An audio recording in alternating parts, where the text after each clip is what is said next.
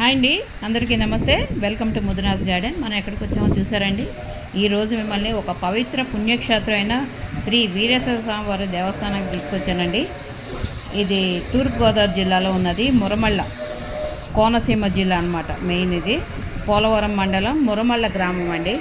అసలు ఈ గ్రామానికి పేరు కూడా ఎలా వచ్చిందంటే, ఇక్కడ ఎక్కువగా మునులు ఆశ్రమాలు పెట్టుకుని ఒకప్పుడు ఇక్కడ ఉండేవాళ్ళంటండి. అందువల్లనే ఈ గ్రామానికి మురమళ్ళ ముని మండలి అనే పేరు వచ్చిందండి. కాలక్రమంలో మురమళ్ళగా మారిపోయింది. ముని మండలి నుంచి మురమళ్ళ గ్రామంగా మారిపోయింది. ఇది పవిత్ర శైవ క్షేత్రం అండి. దీనికి చాలా హిస్టారికల్ పేర్స్ ఉన్నది. నేమ్ అది. ఇక్కడ వీరభద్రుడికి భద్రకాళికి గాంధర్వ పద్ధతిన వివాహం జరిగిందని మన పెద్దవాళ్ళు ఇక్కడ స్థల పురాణం కూడా చెప్తుందండి. ఆ సాంప్రదాయం ఇప్పటికీ కూడా కంటిన్యూ అవుతూనే ఉన్నది.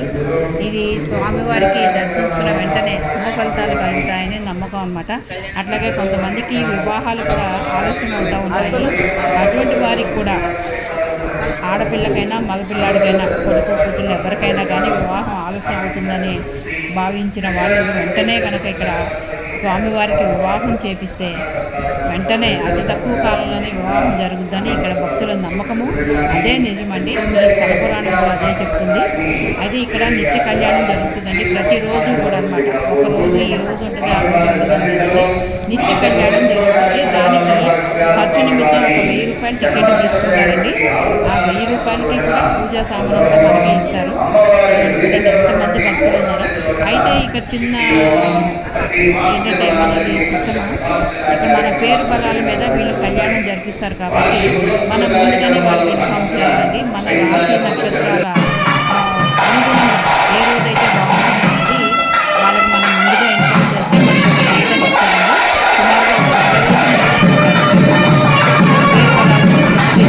సుమారుగా ప్రతి నిత్యం జరుగుతుంది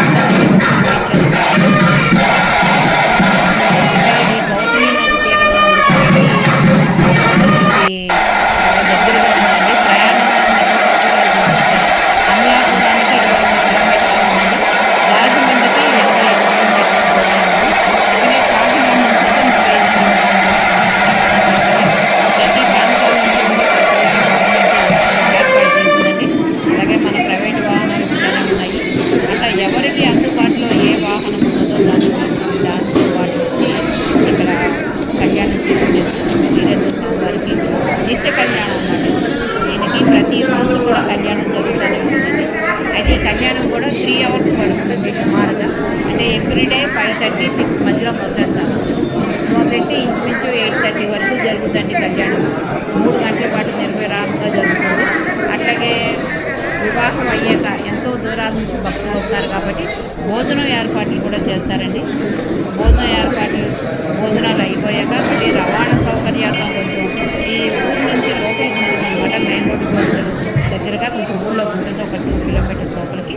అట్లాగే బస్సుల్లో వచ్చే వాళ్ళు ఇబ్బంది పడకూడదని వాళ్ళు ఉచిత వాహనాలు కూడా మెయిన్ రోడ్ మీద వరకు ఏర్పాటు చేస్తున్నారండి. చాలా బాగుందనమాట. ఇక్కడ ఏర్పాట్లు చాలా పర్ఫెక్ట్గా చాలా బాగా చేస్తున్నారు. అట్లాగే ఇక్కడ అందరూ కూడా ఈ కళ్యాణం జరగటం వల్ల ఈ శివరాత్రి సమయంలో కూడా ఈ మురమళ్ళ వీరేశ్వర స్వామికి భూ కైలాసంగా చెప్పుకుంటారండి. శివరాత్రి మహోత్సవ టైం అంత బాగా జరుగుతుందంట. నాకు కూడా ఇన్ని రోజులు వెళ్ళడం జరిగింది. చాలా బాగుందండి. ఎప్పుడైతే ఇది సుమారు నెల రోజులు ముందుగానే నేను చెప్పా కదా, మన పేరు నమోదు చేసుకోండి. అప్పటికప్పుడు వెళ్ళి కళ్యాణం చేస్తామండి అంటే కుదరదు అనమాట. అందువల్ల మనం ముందుగా ఇన్ఫామ్ చేసి ఆన్లైన్ ఫెసిలిటీస్ కూడా ఉన్నాయి. ఎవరికి అందుబాటులో ఉన్నందులో వాళ్ళు ఏర్పాటు చేసుకుని రావచ్చండి. రండి, వివాహానికి మనం కూడా అటెండ్ అవుదాము. చూడండి ఎంతమంది ఉన్నారు ఇక్కడ. చూసారా? చాలా చాలా బాగుందండి. ఇక్కడ వీళ్ళు చేసిన ఏర్పాట్లు కూడా చాలా బ్రహ్మాండంగా ఉన్నాయండి. వివాహానికి మన భక్తులు వివాహం జరిపించే వాళ్ళు ఈ స్టేజ్ మీద ఉంటారు, పక్కన వాళ్ళ తాలూకా బంధువులు వస్తారు కదండి వాళ్ళకి. అట్లాగే ఈ కళ్యాణం అనంతరం కూడా స్వామివారికి బట్టలు చీరలు మన భక్తులందరూ సమర్పిస్తారు కదా, అవి కూడా అండి ఆ మరునాడు మనకి ఇస్తారన్నమాట.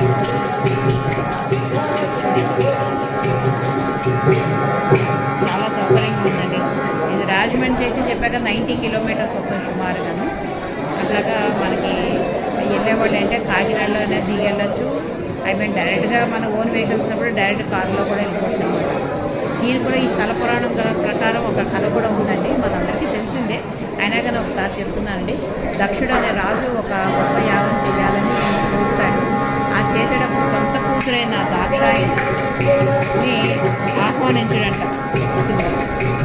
అయితే దాక్షాయనికి అయినా కానీ తన పుట్టిల్లే అన్న ఉద్దేశంతో తండ్రి చేస్తున్న యజ్ఞం గురించి తెలుసుకుని తన భర్త వద్దని చెప్తున్నా కూడా, ఆహ్వానం లేని చోటికి మనం వెళ్ళకూడదు అని చెప్పినా కూడా వినకుండా, భర్త మాటని వినకుండా కూడా పుట్టింటి మమకారంతో వెళ్ళిందంట. వెళ్తే అక్కడ అవమానం జరిగిందని చెప్పి దీంతో ఆత్మాహుతి అంటే అగ్నిలోకి దూకి చనిపోయిందని చెప్తారు ఈ స్థల పురాణంగా. ఈ విషయం తెలుసుకున్న శివుడు ఆగ్రహంతో వీరభద్ర స్వామిని సృష్టించి ఈ యజ్ఞాన్ని నాశనం చెయ్యి అని చెప్పేసి పంపిస్తే, అక్కడ ఈ శ్రీ మహావిష్ణువు వీరభద్రుడు వచ్చేసరికి అది కోపంతో పునర్జీవుని గావించాడంటండి. అది యజ్ఞాన్ని పూర్తి చేయించాడంట. ఆ విధంగా అయినప్పటికీ వీరభద్రుడు శాంతించకపోయేసరికి ఆ భయంకర రూపాన్ని చూసి అందరూ కూడా భయంకంపితులు అయిపోయారు. అక్కడ మునులు దేవతలు మన విష్ణుమూర్తి వీరేశ్వరుని శాంతింపజేయమని ప్రార్థిస్తారు విష్ణుమూర్తిని. అయితే విష్ణుమూర్తి శాంతింపజేయడానికి ప్రయత్నించి ఆయన కూడా ఫెయిల్యూర్ అవుతాడు అక్కడ. అయితే ఇక్కడ త్రిమూర్తులతో కలిపి దేవతలంతా కలిసి ఆదిపరాశక్తిని ప్రార్థిస్తారు. ఆ ప్రార్థించాక జగన్మాత తన కళలతో కళలతో ఒక కళను భద్రకాళిని వీరభద్రుని శాంతింపజేయడానికి పంపిస్తుంది. అదేనండి, భద్రకాళిని వీరభద్రుని శాంతింపజేయమని పంపిస్తుందన్నమాట, ఆయనకున్న ఆగ్రహాన్ని తగ్గించమని. అప్పుడు భద్రకాళి అమ్మవారు అక్కడ తటాకల మునిగి అందమైన కన్యల, సహజంగా అందంగా ఉండేసరికి ఎవరికైనా ఆకర్షితులు అవుతారు కదా, ఆ విధంగా వీరభద్రుడు కనిపించేసరికి అప్పుడు వీరభద్రుడు శాంతిస్తారు. ఆ టైంలో శాంతించి అక్కడే ఉన్న దేవతలు అందరికీ కూడా ఆందోళన పద్ధతిలో వివాహం చేస్తారంటే దేవతలందరూ కూడా ఎవరికి వీరభద్రుడికి అట్లాగే అమ్మవారికి భద్రకాళి అమ్మవారికి ఇద్దరికి కూడా గాంధర్య పద్ధతిలో వివాహం చేసింది. అప్పటి నుంచి ప్రతి సంవత్సరం కూడా గాంధర్వ రీతినే కళ్యాణం జరుగుతూ ఉంటుందండి. ఇది ఆనవాయితీ అన్నమాట. అట్లాగే సంతానానికి చెప్తున్నాం కదా, ఇందాక కూడా చెప్పాను మీకు, సంతానానికి వివాహానికి ఆలస్యం అవుతున్నారు. ఇక్కడ స్వామివారి కళ్యాణం చేపిస్తే త్వరలోనే సంతాన ప్రాప్తి అలాగే వివాహ ప్రాప్తి కూడా జరుగుతుందని ఇక్కడ భక్తులు అదే నిజం. ఒకసారి పరిచయం అన్ని వివాహం అన్నీ కూడా రెడీ అయిపోతున్నాయి. కానీ వివాహితలు ఆడవాళ్ళు కళ్యాణానికి రెడీ అవుతారండి. రండి వెళ్దాం. అందరూ వరుసగా లైన్లో రావాలి. స్వామి వారి వెనకాల పెళ్ళం పెట్టేసి ప్రదక్షిణ పూర్వక వెళ్ళి ఉద్దేశంలో కూర్చోండి. స్వామి వారి వెనకాల పెళ్ళం పెట్టేసి ప్రదక్షిణ పూర్వక వెళ్ళి ఉద్దేశంలో కూర్చోండి.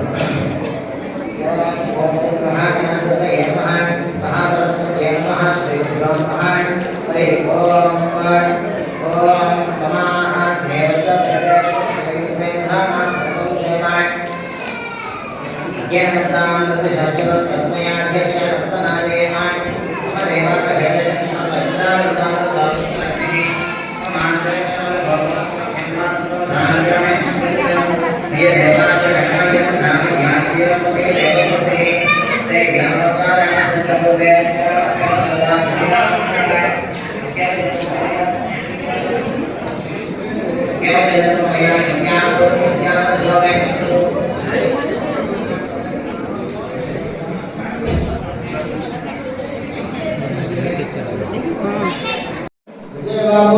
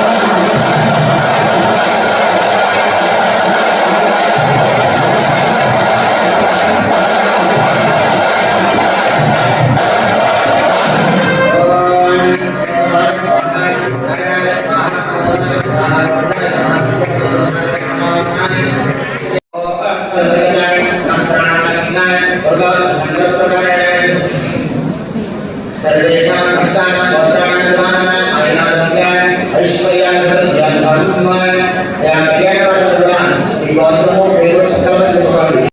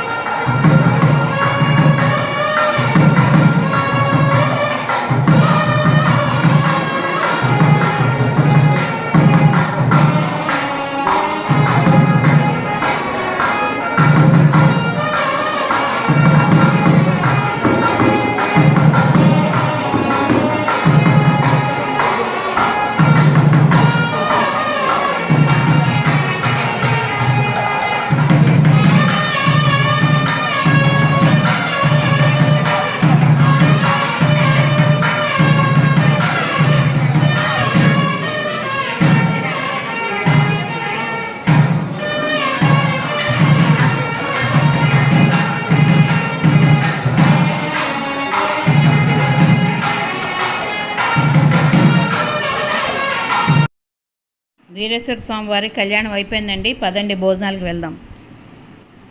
ఇదండి కళ్యాణం, స్వామివారి కళ్యాణం, పట్టు వస్త్రాల సమర్పణ అంతా అయిపోయిందండి. ఇప్పుడు మీకు ఈ వీడియో నచ్చితే కనుక లైక్ చేయండి, షేర్ చేయండి. ఓకేనా?